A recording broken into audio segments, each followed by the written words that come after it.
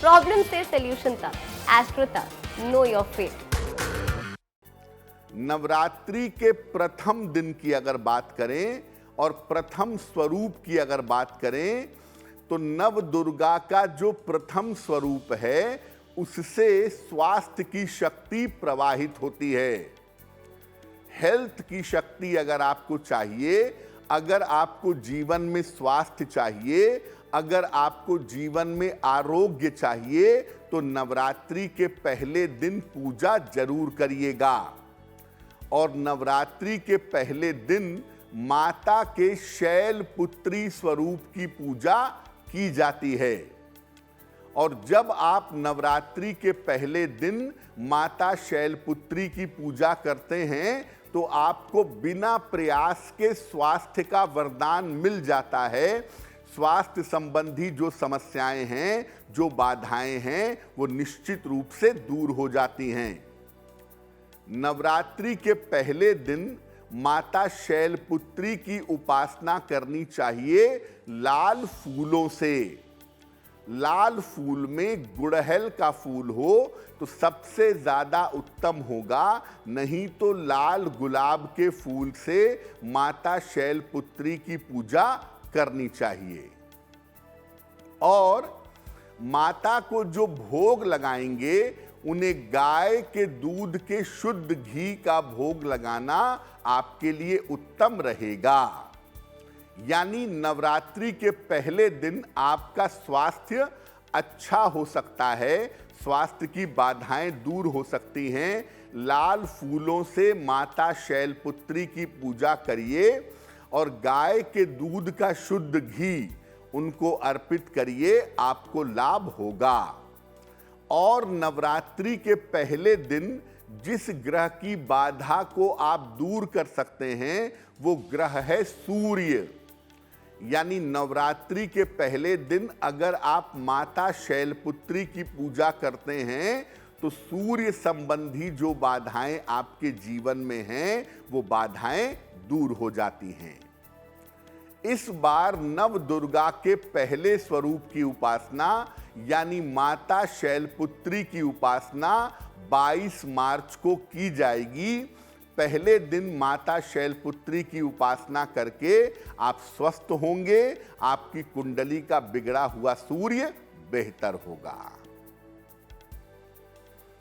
नवरात्रि के दूसरे दिन माता के दूसरे स्वरूप की पूजा की जाएगी। इस ऐड को स्किप करना तो बहुत मुश्किल है, पर लाइफ की प्रॉब्लम्स का सॉल्यूशन ढूंढना आसान। प्रॉब्लम से सॉल्यूशन तक, एस्ट्रो तक, नो योर फेट।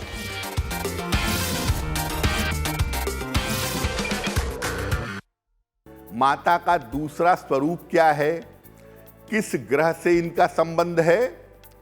नवरात्रि के दूसरे दिन नव दुर्गा के दूसरे स्वरूप की पूजा की जाती है और नव दुर्गा के दूसरे स्वरूप से ज्ञान और वैराग्य की शक्ति मिलती है।